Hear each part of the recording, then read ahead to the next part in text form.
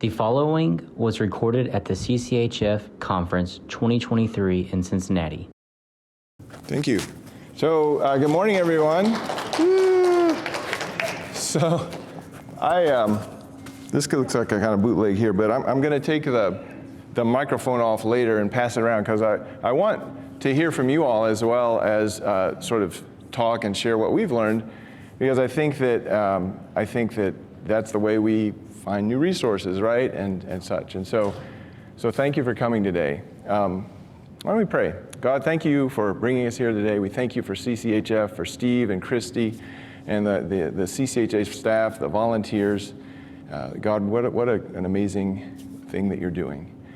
We ask you to bless this time, Lord. Whatever is from you, make it go down deep, and whatever is not, may it be forgotten. And we give this time to you in Jesus' name. Amen. Okay, so I used to talk fairly regularly at conferences, and in 2011, I think, was the last time, 2011 or 12, that I was at CCHF until I came back last year. So I'm not fresh right now, so if I stumble around or whatever, I'm asking your forgiveness. But I actually gave this talk in 2011, and when I came back last year to the conference for the first time, some people came up to me and they were like, "Hey man, I still remember that talk you gave about books." I didn't call it this. It was What Would Hippocrates Read back then. But Steve didn't like it, so he changed the title and put some other thing up there. So, but people said to me last year at the conference, that shaped my reading list for the next 5 to 10 years. What? So I thought, well, I can talk about books all day long, and there's a reason for that. But I think it's important for you to kind of understand a little bit about me, a little bit about Lawndale, so that'll kind of shape the conversation. But I actually grew up about 30 miles down the river in a small town called Madison, Indiana. They've had 14,000 people there for the last 170 years, literally. And so the town was not prosperous enough to tear everything down, but it never became poor enough that things sort of collapsed on themselves. And so in the mid-90s, the National Register of Historic Places came in and declared the entire town as a historic landmark. And so, that's where I grew up. I grew up in a Baptist church. And all this stuff is going to play into why I'm talking about reading books and things. So anyway, that's who I am. And then in 1999, my wife and I, Gina, she's a pediatrician, after we trained in Cincinnati, actually for residency, and then we went back to Chicago to start working at Lawndale Christian Health Center in January of '99. So, and I have 4 kids, and we live in the neighborhood and did that, sort of drank the Kool-Aid thing on that one. So anyway, all right, so let's talk. So today, I learned this word the other day, so I thought this is a digital detox. So that's why I packed up a bunch of books up here, because I don't understand millennial people already, and they don't. I don't know if you guys actually touch books anymore. These are the book made out of paper, and you can touch them and read them. It's really helpful, and so I brought some. There are, and this isn't the main list. The ones that are missing from this one, just because I saw you all taking pictures. Alan Verhey's Reading the Bible in the Strange World of Medicine. Brave New World is missing. This is my essential reading list. And Jaber Crow. You're going to hear me talk about Wendell Berry probably way too much in a minute. So, the way I did the talk in 2011 was I sort of set the stage, gave my background, and then told the story of the way I think God kind of gave me resources to help me piece together the question of how our Christian faith should inform the practice of medicine. Because when I came to Lawndale, I had a lot of head knowledge, but not a lot of practical experience. And a lot of that was confirmed in what I was learning, but there were lots of questions. Lots of questions. Today, though, I want to maybe take a different approach slightly than just sort of the chronological approach of sort of Wayne's life. Because I feel like we're in a sort of a pandemic right now.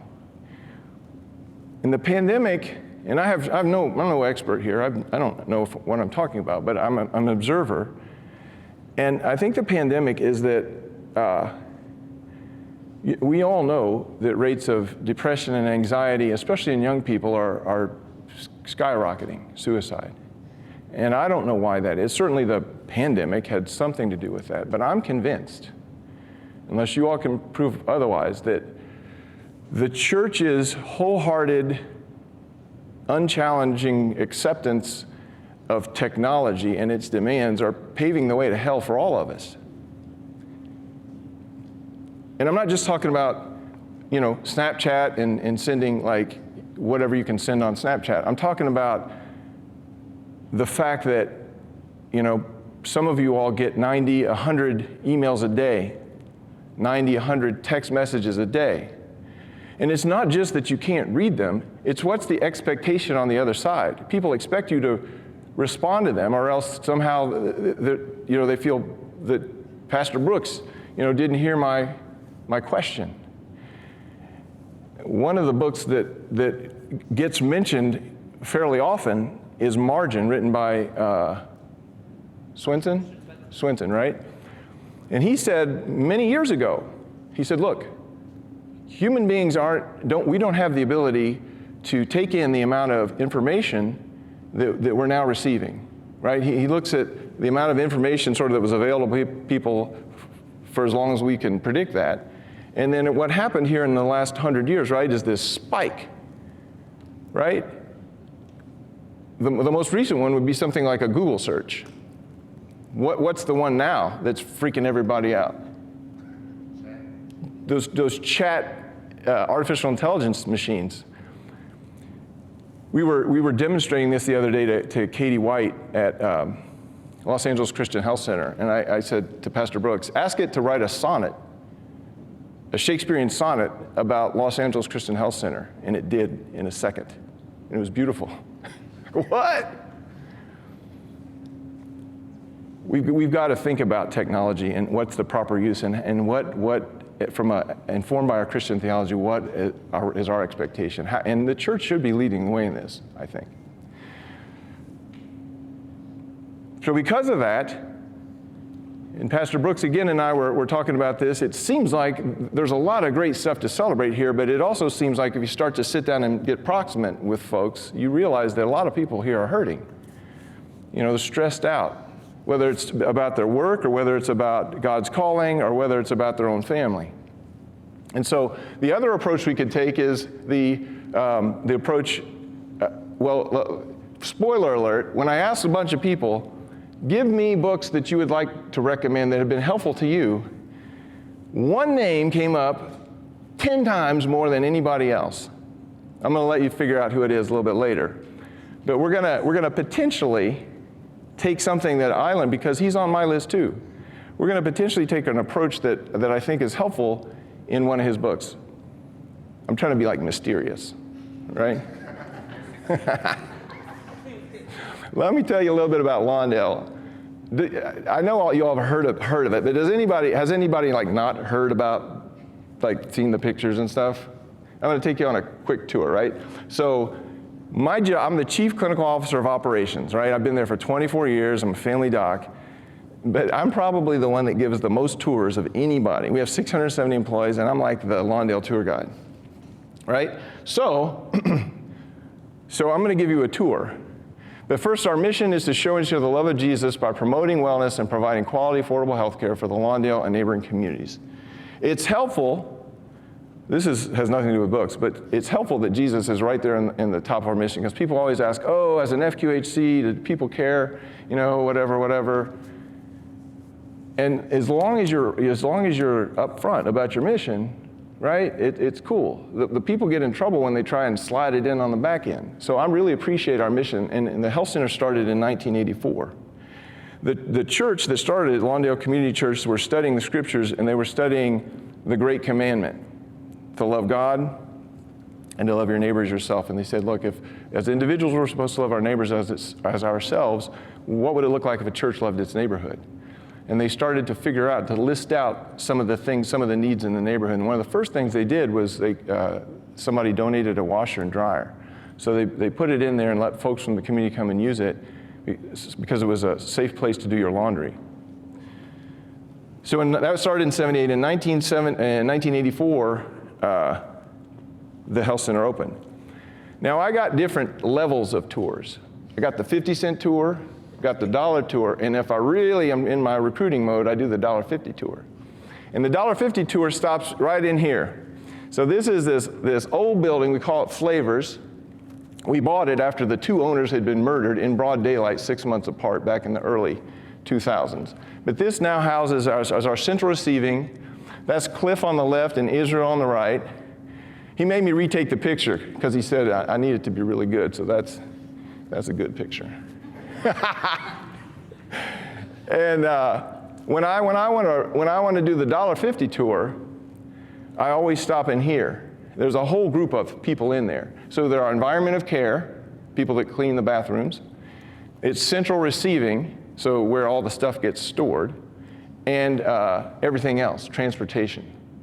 And part of the reason I stop in here is because one of the cool things about working at Lawndale, and I'm sure many other places in CCHF, is we really try, we see each other as co-laborers, brothers and sisters in Christ. And so the CEO and the CFO and the CCO, we don't see ourselves as any more important or any less important than the guys that clean the bathrooms, right? Because it's all, Jesus said, or we say that the body's not made up of one part but of many, right? All those parts are important. And so I want to stop in to remind ourselves that it's not just about the medical providers, right? In order to have a functioning health center, it's got to be about everybody.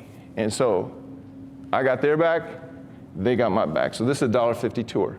So these are just some photos. The original health center, 1984. This was a Cadillac dealership back in the day. This is where Pastor Brooks' office is right over there. And then we opened, these are just random pictures. This is our immediate care center and our pharmacy.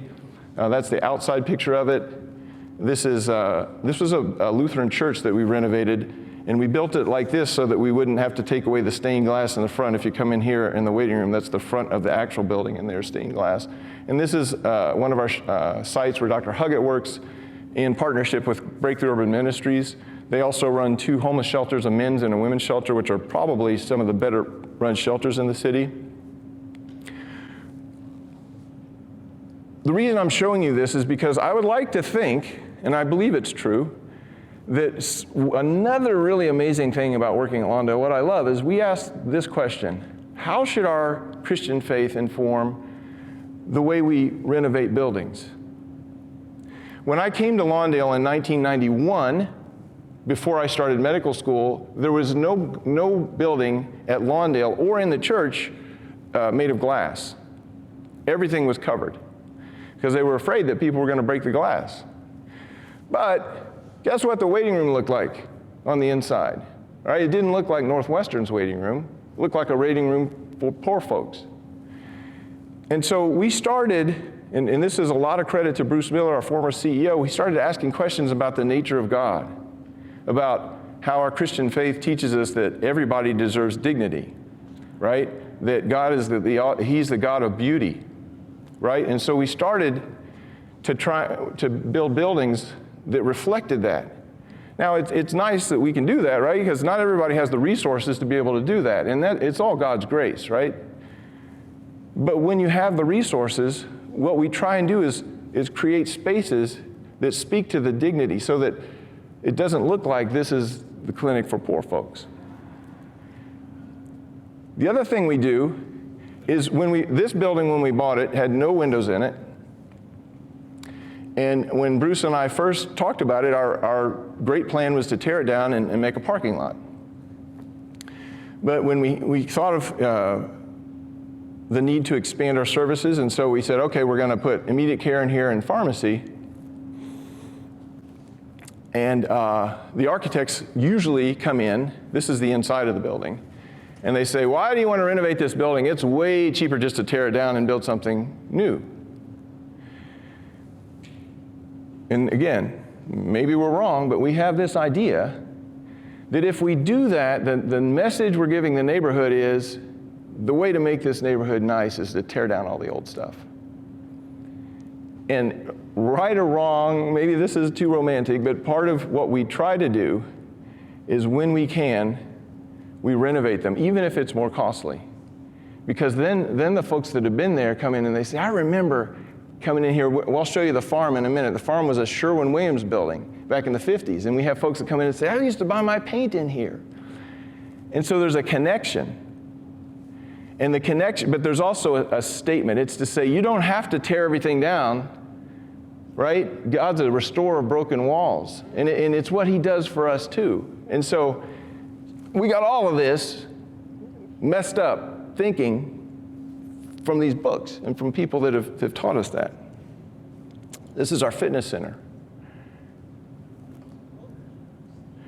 The green tomato, because if you give a moose a muffin, he'll want a glass of milk to go with it. So we said, we can't build a fitness center and not have a place for somebody to get something healthy. So we built a green tomato cafe. Now, the truth is we lose a bunch of money every month on the cafe. It's lost money every day that it's been there, but we still keep it there. We still keep it there because we read Norman Wiersbe at Duke Divinity School, and we read Wendell Berry, right? And we learned about the importance of proximity. We learned that how sharing a meal can be a God thing, right? It's just a normal thing we do. And so in order to do that, though, we have to create spaces for that. In North Lawndale, 25% of our residents have post-traumatic stress disorder from violence. You can't ask a kid in a school the question, does anybody, or who knows somebody that's been affected by violence, or in my family that's been shot, right? Every single hand will go up. Every single hand. So we create spaces for people to just do life together. We get tempted to expand. People come and say, hey, we'd like to start a church on the south side, a clinic with this church, and we're tempted to expand.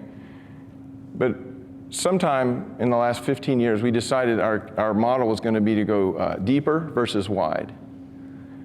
We still will expand sometimes, but that generally when we think about doing something new, it's what's lacking from our community. And we recognized as we were doing home visits, some of our seniors lived in homes with a light bulb hanging down and a couch, and that's about it. So we created a senior day program.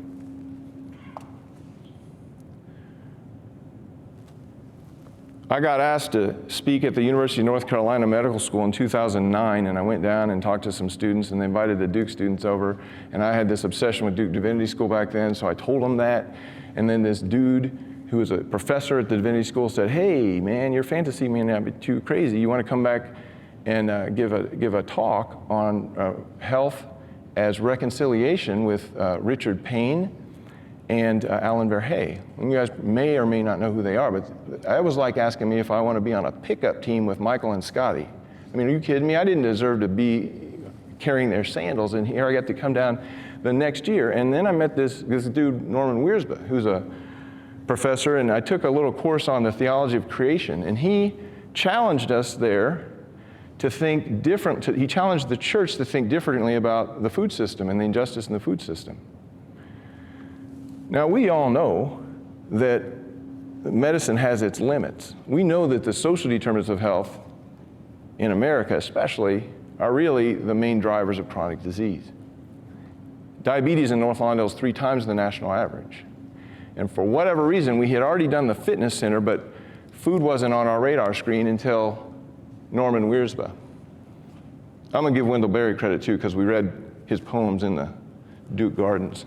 This is a rendering of the farm on Ogden, but it pretty much looks exactly like that. Here's the L stop. We have a corner market here that's open for people to buy foods at a reduced price. The VeggieRx program, so we write prescriptions for vegetables. Last year we gave out 7,500 boxes to our patients. This is the fish tanks where we do the aquaponics, and then this is where the lettuce is grown. We're currently able to produce 5,000 heads of lettuce a week. And then this is the outdoor gardens where they do the student summer program.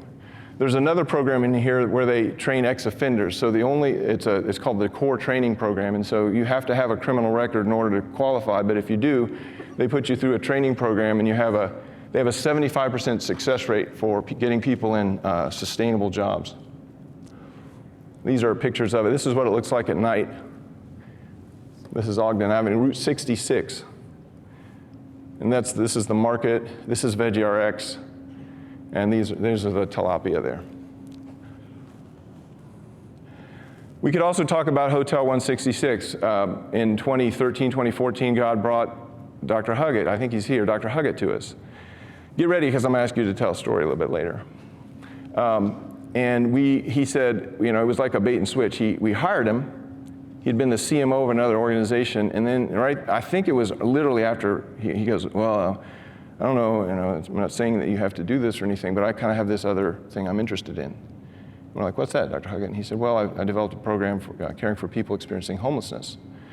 And up to that point, we really hadn't done anything at Lawndale about that. So we said, would you give us a presentation? And he did. And we now care for, 50%, 70% of the medical care done in shelters in Chicago is done by our team. And that's all the grace of God. Everything I say is true, but recognize that I believe it's all by the grace of God, right? He works through people, but he doesn't need us. So I'm giving you the infomercial. I'll tell you the other side too. We're all broken people. So this is our community garden. This is just a picture I took. This is our resident training room. And I used it as an example because you see the photos on the wall. And you can read the quote by Bernardo, but whenever we would expand a building, we would call up these vendors from Chicago to give us culturally appropriate artwork. Well, it turns out there must be only about 15 pieces of culturally appropriate artwork in America because everybody brings the same pieces. If you pay attention in the hospitals, you'll be like, that's in every hospital I see. And so we started thinking, could we do better than that? And this guy was doing mission work. He came up from Mexico, and he was actually dating one of our medical students who's now a pediatrician at the time, and she was living in our house. And one day he came in, and he had his camera, and I said, well, let me see your pictures. And he showed them to me, and they were beautiful. I said, dude, where did you take those? He said, right down the street. I said, these are in Lawndale? He's like, yeah. And then it occurred to me to say, hey, would you be interested in talking to our CEO? Because maybe that's our brand. What if instead of buying artwork, from vendors, that the Lawndale brand is pictures of our patients in our neighborhood? Why would we do that? Because it reminds us that you don't have to look at Claude Monet to see beauty, right? You don't have to, you can see it right here. Sometimes the distractions keep us from seeing the beauty that's right before us.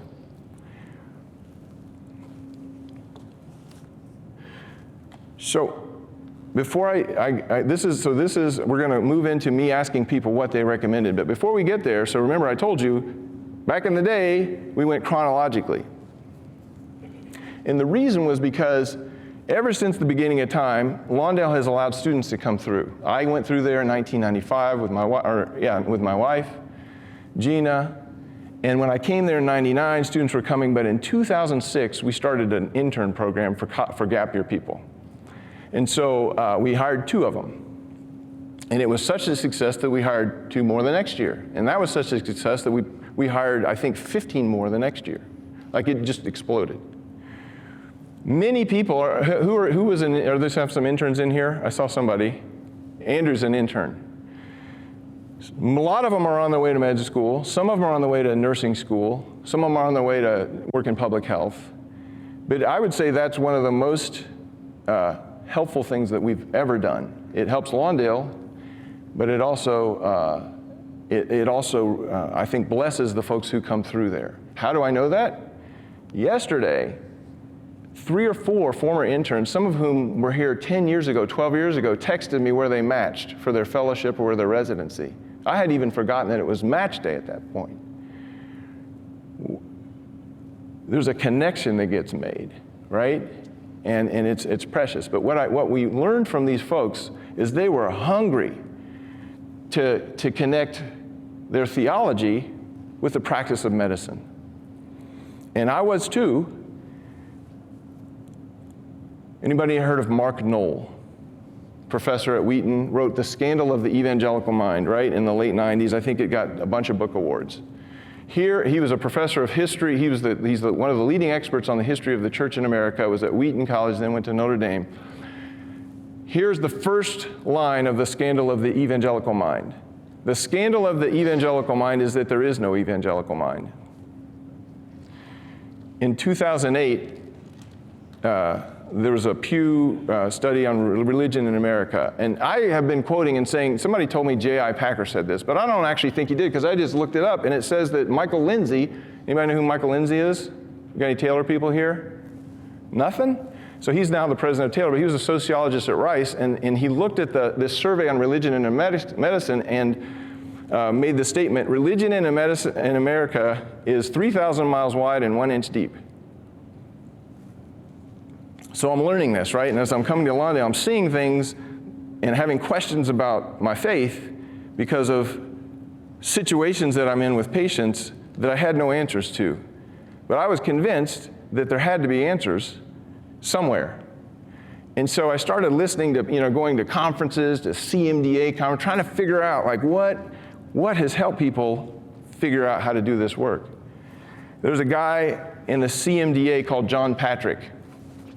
He's in Ottawa, and he's kind of like he's like the guy that has all the student groupies following him around. And I wasn't a student, but I followed him around, and he used to have a book list. And I took that book list and I started to work it. And I started to discover something, which was that a lot of people have thought about these questions. Pick a hot topic like abortion, right? All I really knew was, we're supposed to say abortion is not a good idea. But what are the theological truths that speak into that? Besides just saying, well, killing is wrong or something like that. It's way more complicated than that, right? And then you read an essay by Hauerwas called Abortion Theologically Understood, and you start to, he removes it from all the politics, and you start to see, strictly from a theological perspective, a different way of thinking about that. So I got really excited, and as I got excited, I would share it with the interns, and the interns got excited. And so to the point where in 2014, we had this guy come from Princeton, and his name is Daniel, and he got so excited about this that we decided to put together a website called the Good Physician Project. I'm going to show it to you. We haven't done it. We put it together. It's been sitting there since 2015, and we've done nothing to it. But the one thing it does is it counts how many hits different topics get, right? And the essay that I just mentioned, there are probably 300 resources on there. The essay I just mentioned, Abortion Theologically Understood, is by far the most downloaded resource on that website. What I would like to do at some point is invite you all into this Good Physician project and help us to really build this up if we think it can be helpful. Daniel was so excited that he told his friends back at Princeton in this one Bible study called Manna, and it became such a thing because they were saying, send us books, send us resources. So he would send them these resources to the point where it became this sort of, he said, recognize that if you were serious about Jesus and you were serious about medicine, then you were obligated to take a gap year and work at Lawndale before you go to med school from this Bible study at Princeton. And since 2014, except for this year, we've had at least one, if not two or three folks come through there from that Bible study. Interestingly, Daniel, who's here in Cincinnati, and Flo, his wife, who's also from the Bible study, just signed the contract last week to come back and work as faculty at Lawndale in our residency program, right? Okay.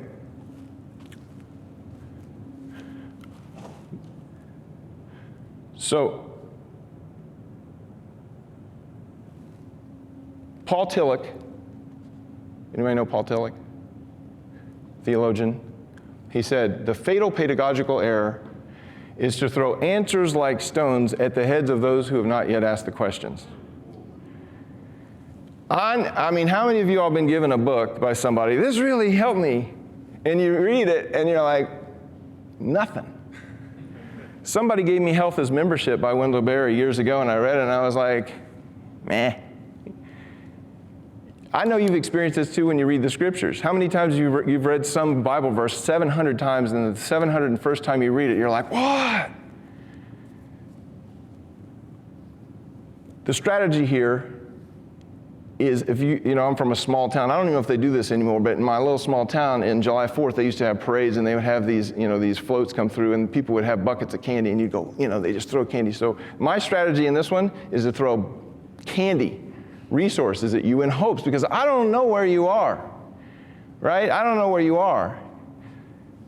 We owe a debt of gratitude to the folks down at the Duke Divinity School because they're thinking hard about this stuff.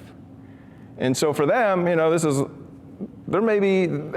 may already have every book here. And a lot of the stuff that I have comes from places like that, or from the program on religion and medicine out of the University of Chicago. But I thought, well, let me ask some of the people that I really respect. And so this is Dr. Louisa Olashoga, psychiatrist at Lawndale, and Dennis Bourne. He's a psychiatrist, he's a psychologist, and he's the head of our behavioral health program. I said, what would you guys recommend to this group? Now, I want you to make an observation, okay? So I tried to put so the only one Louisa gave me is this one. Dennis gave me 3. Now, you can write these down, but my hope is that I'm going to kind of compile all this at the end, and I'm going to ask you questions as well, and then we'll get like a reading list, okay? So, and then he gave me a movie. I also want to talk about movies. So then I asked Ben Price, who's the head of our residency program and our addiction medicine kind of group, and then Dr. Huggett, who's in charge of our mobile health program. What do you guys say? Now, Ben gave me nothing. So I put him up there, actually kind of shame him a little bit. But Dr. Huggett, this is what he gave me. Return of the Prodigal by Henry Nouwen, A Holy Longing, Between the World and Me, Reading While Black. Has anybody read Reading While Black? That's on my list. That's the most recent one that rocked my world. And then I went to Bruce Roll, my colleague. He's been there 27 years, Chief Clinical Officer of Quality, and Dr. Dow, one of my heroes, all-time heroes. Here's what they gave me. Let me see. Bruce is this one, The Way of Medicine, so that's Far Curlin. This is Paul Brand and Phil Yancey. Okay, so you can look and see. And then here's what Dr. Dow gave me. Servant Leadership, Rare Leadership, 5 languages. I didn't ask them I didn't say, give me something on leadership. I said, what books have helped you when thinking about how Christian faith should inform the practice of medicine for you? Are you guys seeing anything here? You seeing a pattern? I'm not. There's no overlap. Then I asked 2 CCHF heroes, Katie White, the CMO of Los Angeles Christian Health Center, Susan Post, the CEO, Executive Director of Esperanza in Philadelphia. So this one, let me see. So these ones are from Susan in Philadelphia. This is the overlap. They had 3 that overlapped. And then these are from Katie White.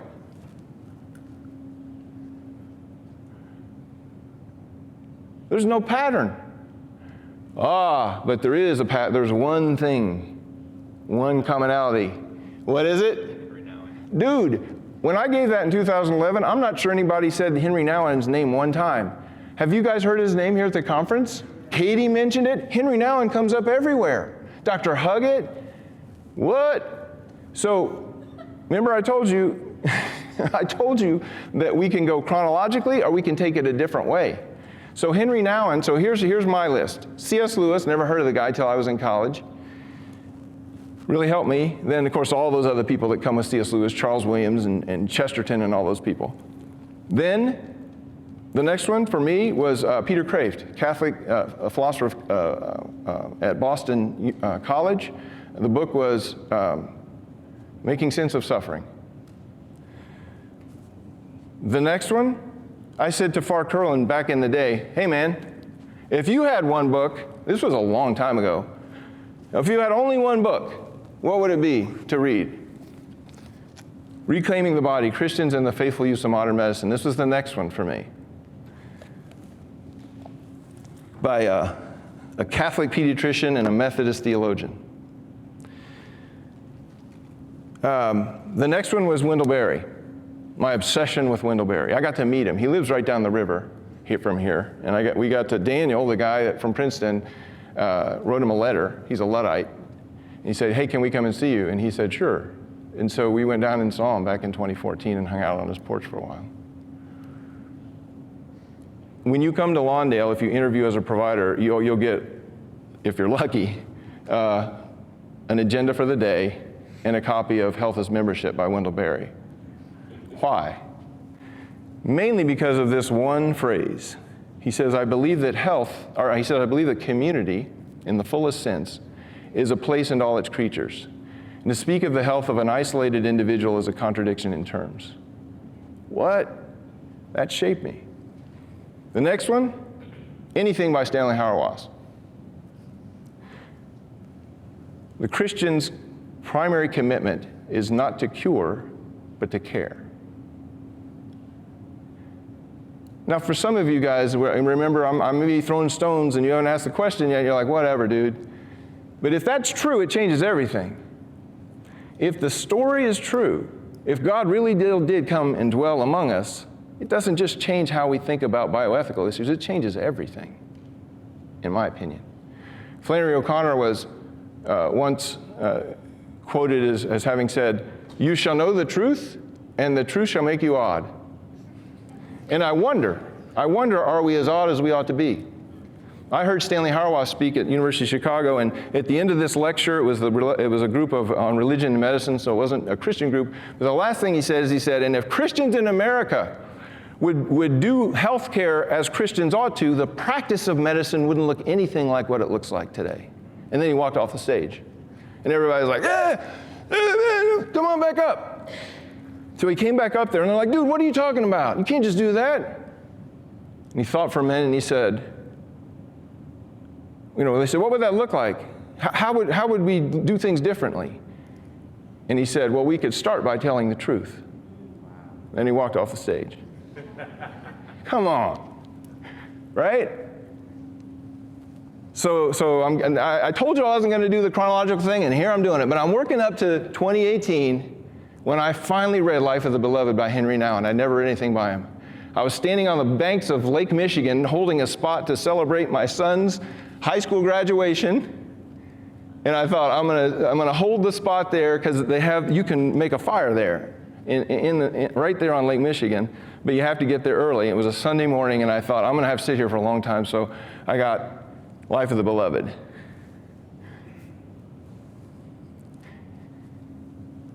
The reason that one hit me is because I think he has the cure to the pandemic that I talked about earlier. He says, who has read Life of the Beloved?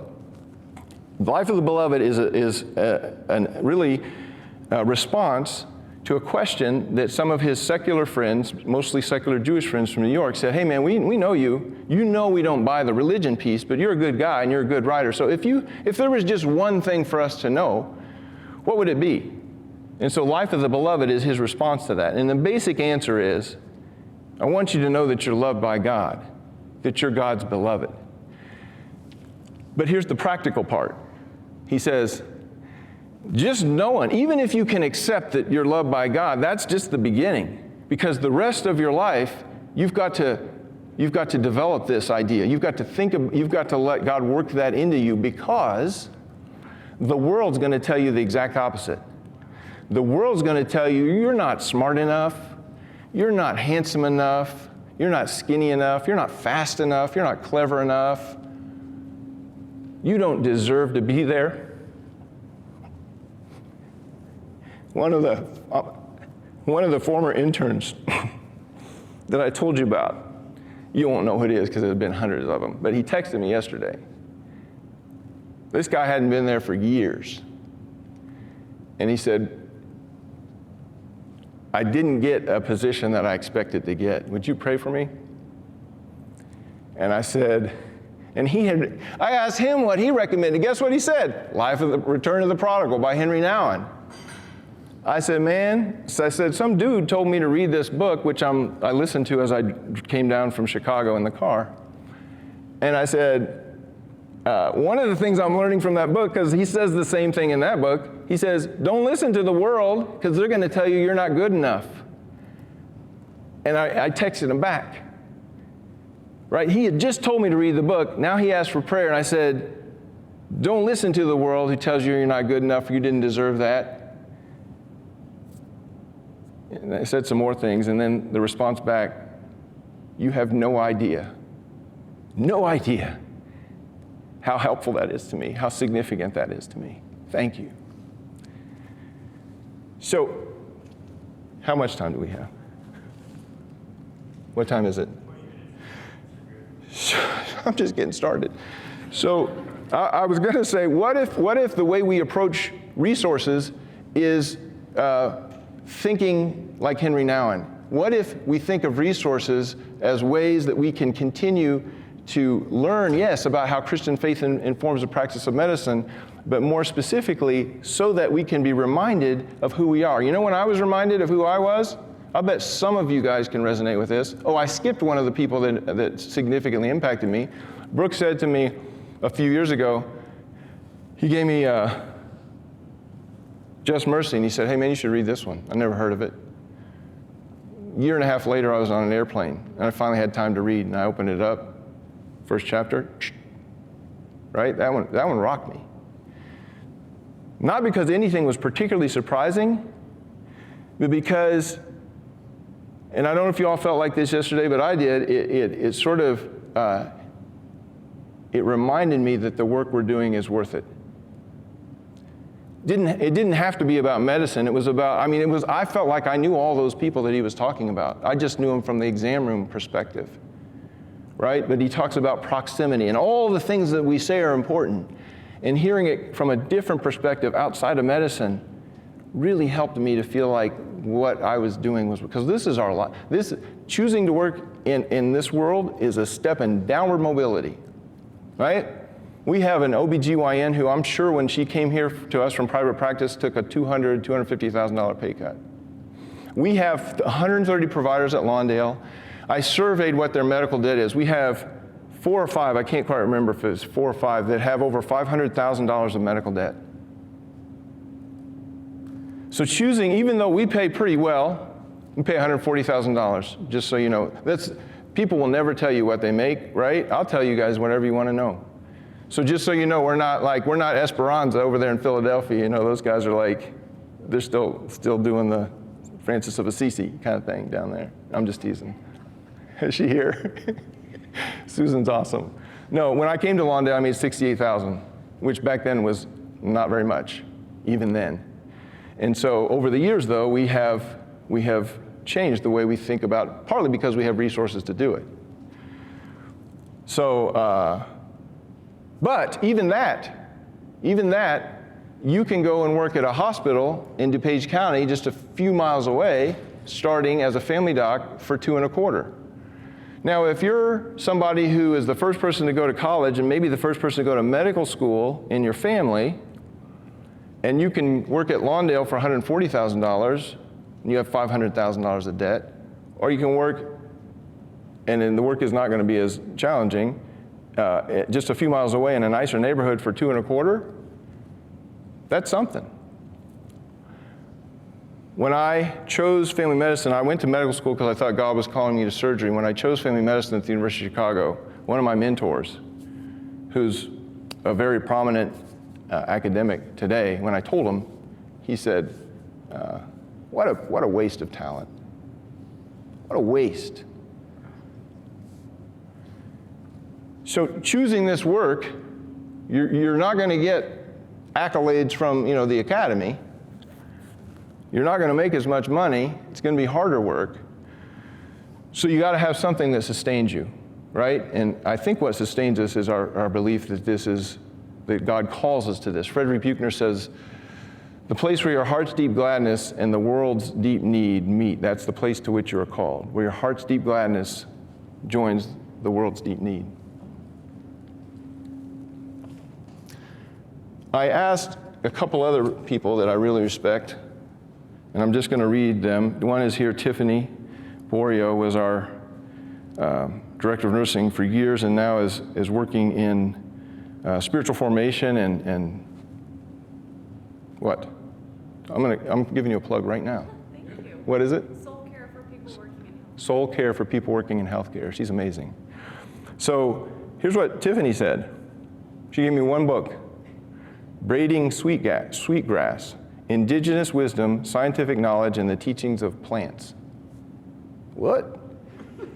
By Robin Wall Kimmerer. See, that's after you pass over Mere Christianity. You got to go through Mere Christianity first. Then you got to read John Swinton. No, he's another one that rocked my world. Anybody know John Swinton?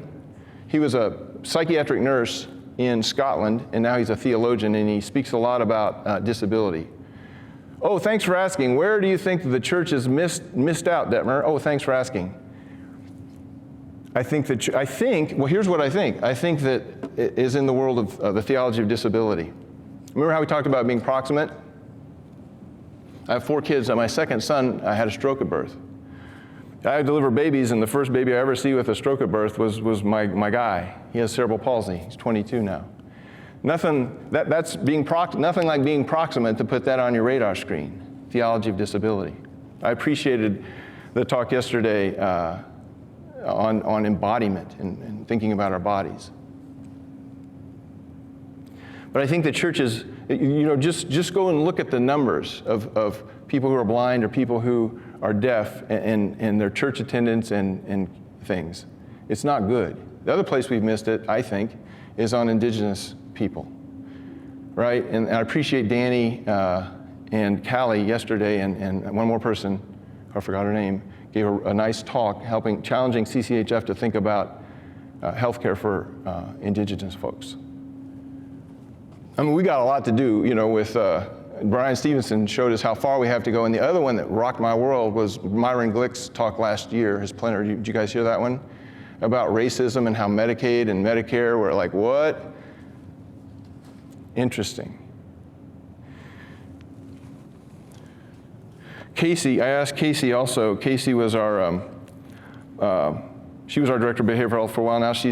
She's faculty psychologist who works with our residents. Here were her books: The Inner Life of Love by Henry Nouwen, The Problem of Pain by Lewis, A Letter of Consolation by Nouwen, On the Incarnation by St. Athanasius. Lewis actually wrote an introduction to one of those, which is actually worth just reading the introduction that he wrote. On the Human Condition, St. Basil the Great, Medical Saints, Cosmos and Domain in the Postmodern World. I think that's what it says. Damien? Oh, Cosmos and Damien. Oh. I Came to Long Suffering, St. Luke of Simferopol. Very little overlap except Henry Nouwen, right? That's fascinating to me. So this was what I spoke on in 2011. This was my book list. I got 10 minutes left. This is my book list. So you can just read it. So my plan is to put together, I want you guys to email me, and we're going to put together a list of recommendations. And if you have anything to say about it, like this, explains why science cannot answer the big questions alone, an answer to E.O. Wilson's reductionism in the book Concilians. It can be something really short. So if you want to do that, that would be helpful. And then maybe we can put together a reading list that's just from this group alone, because you obviously came here for some kind of reason, because you thought maybe we were going to get some resource that could be helpful to you. I hope that's true. So that was my list back in 2011. Oh, it was bigger than that. That's the rest of it. Yeah. You had Henry Nouwen right there. I did, but that's because I never read it. Oh, okay. So there are about 3 of them. I'd say there are 3. That may be the only one. Let me just look to see if I'm telling you the truth.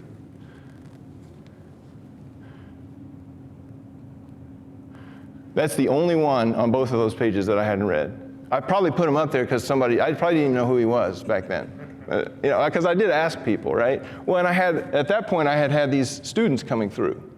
So this is the website. It's thegoodphysician.org. Now, if you go to it, don't be like, I want you to have super low expectations, because it has literally been sitting there since 2015 doing nothing. But the idea was a curated library for Christian faith in the practice of medicine. I just saw Daniel here, the guy that's going to come back to Lawndale that helped me build this website, and he said, oh, good physician. He said, I'm in. He said, once I get back to Chicago, we're going to make that thing hum. I'm asking you, though, to think about whether or not something like this could be helpful. It doesn't have to be from Lawndale. We can give it to CCHF. I don't care. But is this something like this helpful? Because I'm convinced that there's a gap between what the theologians and the thinkers, the philosophers are doing, and not just the theologians. One person that I asked said, I think Tiffany said, I think Jesus would read a lot of poems and nonfiction. Right? Or fiction, sorry. So here are the books that come up all the time when you talk about Christian faith in the practice of medicine. I'm just going to give you like my experience. A Good Man is Hard to Find by Flannery O'Connor. The Brothers Karamazov. This one's a strange one. Most people have never heard of it. It's called A Canticle for Leibowitz. Okay? I got books up here, like if you're in medical school or nursing school or whatever, and you're depressed and you can't figure out why you went on, go find a book by Thomas Hale. He wrote, the first one was called Don't Let the Goats Eat the Loquat Trees. Francis Collins. So Francis Collins, you all know him, right? So he was the head of the NIH during the pandemic. But before that, he was the head of the Human Genome Project. And he became a Christian while he was in graduate school. But he also started an organization called BioLogos, which helps Christians think about beginnings and help Christians reconcile what they call theistic evolution with the Bible. I told you John Swinton, dementia. So this guy is like top 5. Does anybody know who Peter Singer is? Somebody has to know who Peter Singer is. Grace, you have to know. Huh? Who is he? Where is he? What school is he at?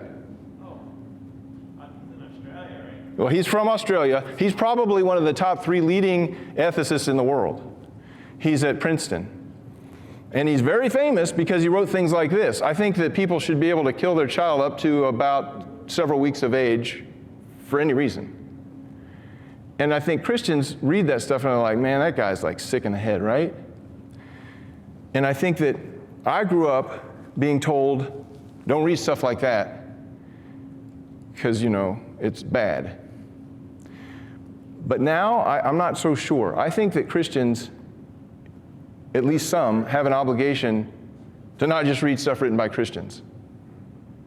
Right? Lewis said it this way. He said, some people think that when they think that non-Christian people, they can't do anything, that's from God. But Lewis said, it's not so much the worse for Christianity when something comes out of some person who doesn't know God, but some truth. He said, so much the better for paganism. He talks about the old myths sort of trying to lead us up to the great myth. And he doesn't mean that Jesus didn't live on the earth, but the idea is that God is trying to get his people to him, to call his people to him. And sometimes he uses people that don't even know him to point the way to truth.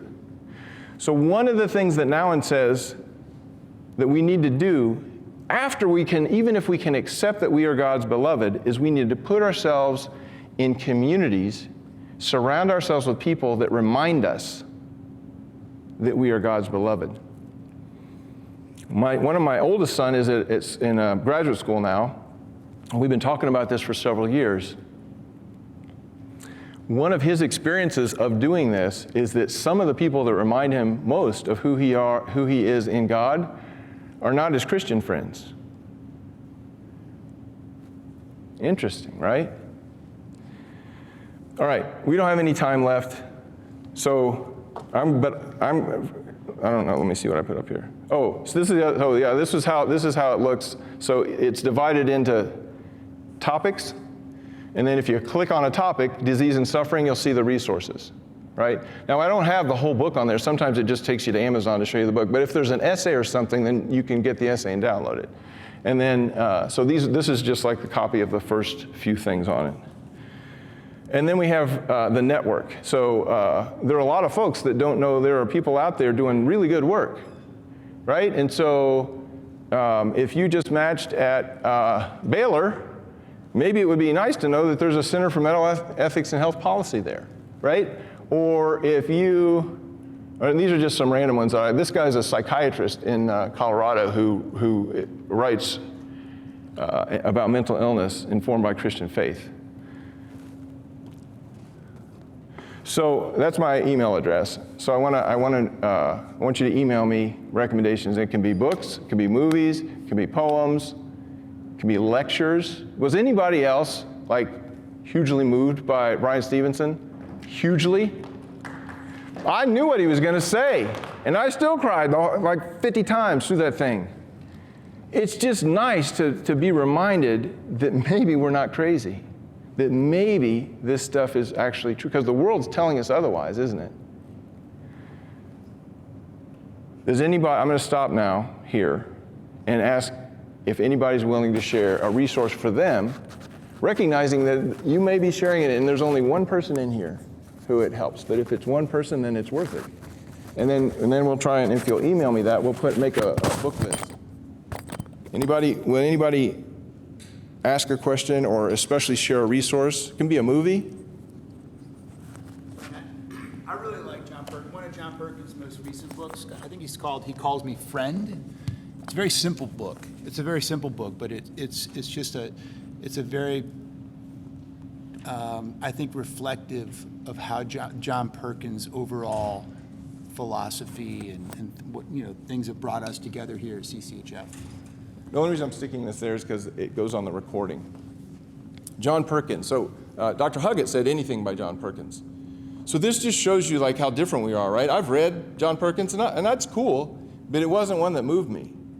It's good, but it just shows you, right? Like God works differently in different people. I love John Perkins. Don't get me wrong, but I appreciate the fact that we're all coming from different places. The Wounded Heart by Allender. It's on trauma and from a Christian perspective. So, and again, if you guys, after you say that, if you'll do me a favor and email that, then we'll put together a list and I'll send it out. I think I can figure out who is here, and we'll send it out to you. I like anything by Andy Crouch, but he just wrote one called The Life We're Looking For, and talks a lot about our processes of thinking through being human, and especially in this age. So 3 people who I highly, highly respect have recommended that book, and I just bought it. It just came actually in the mail, because he's trying to address the issue that I brought up in the beginning, how messed up we are with our sort of acceptance of the demands of technology. So that's one that I literally have. I also, on my to read list is Kierkegaard. I think I'm a Christian existentialist, but I'm not sure. So I need to read Kierkegaard to figure it out. Yes?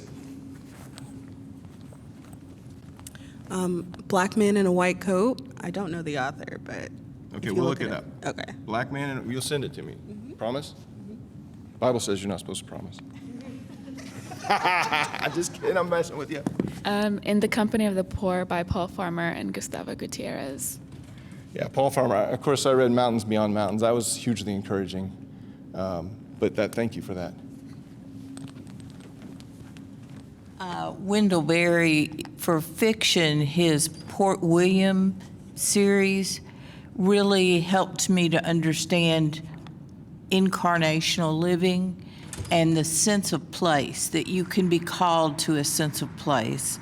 And there's a book, Felicity, that's short stories that are kind of stories out of there. And there is a story about death that just shows such a dignity about death, and I can't remember the name. So on my reading list for medical students, one that they have to read is the essay Fidelity by Wendell Berry. It talks about the limits of medicine. If any of you are in academia, Lewis wrote to he was the publisher of, I think, Oxford Press. His name was Charles Williams, and he had just written a novel called Place of the Lion. And Lewis wrote to Charles Williams after he read it, and he said, this is the single book that has most convicted me on the sin of academic pride. It's a fascinating book. The Freedom of Simplicity by Richard Foster.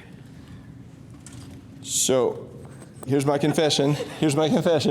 On that book, on that table, this one, I think I've read every one of them, except Richard Foster. But I knew that it's somebody that is a good one, and so he's on my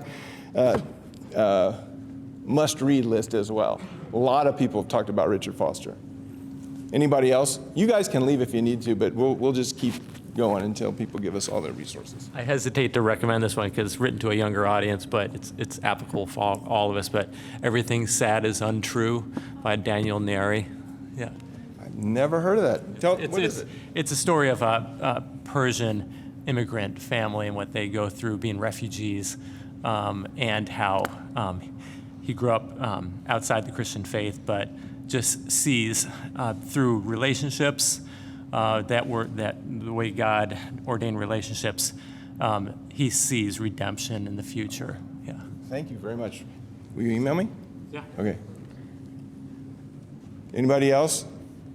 Give me one movie. We're gonna a poem, something. Or you can give me what you want to give me. The boy raises a dog. What? No, never heard of that one. Has anybody had that one? The Boy Raises a Dog? Okay, you'll email me, right? So here are my poems. Love 3 by George Herbert. Look that one up. Love 3. The Hound of Heaven. Francis Thompson. I just watched a film called Many Beautiful Things about Lilias Trotter, who just has an amazing story, but she was a missionary in Algeria for 40 years just loving people and never saw, it's a story about faithfulness, because she never saw like the fruit, right? There was no church in her time, but she could have been the greatest female artist in Britain, and she chose to do that instead, and it's a really beautiful documentary. Thank you. Yep. Have you guys seen the movie Wonder? You should see the movie Wonder. The woman that wrote it was in a coffee shop with her kid, and the kid with a severe facial deformity was in there, and her child screamed, not because of the kid, but some other thing, but the mom was so worried that the other mom would think that her child screamed because of the facial deformity, that she rushed her child out of there. And then as she was sitting in the car, she realized that's exactly the wrong message. I shouldn't have done that. And so she wrote this book, Wonder. And then they made a movie out of it, and it's really good. I haven't read this one yet, but I heard him speak The Rise and Triumph of the Modern Self. I don't know that one. Andrew? The most recent book I read was Theology of the Womb. I forget the author, but Theology of the Womb. as an M2, you're in system blocks, so it was really practical for me to be in my reproductive block and read something like that. So, Fantastic. very practical. You'll email me. Anybody else? You must have 100. Just say one. Here. The last book I just finished was a Noun book I don't think was mentioned, but Our Greatest Gift. So it's meditations on caring and dying. It's really good. Yeah. Anybody else? I know it's late. Thank you all for coming. Hopefully this will be the beginning of, a conversation. Or as we learn and grow, we'll be able to share things. And maybe that'll be, I don't care if it's that website, couldn't care less. But if it is, or maybe we have some other way of doing it. But I think that it's really helpful, right? Why do we do anything? It's because I trust Dr. Huggett, I trust Tiffany. She says something, I'm gonna look at it. It may or may not, it may or may not be the thing that I need at that point, but you look to people who you trust and try and figure things out. So thank you all for coming, yeah.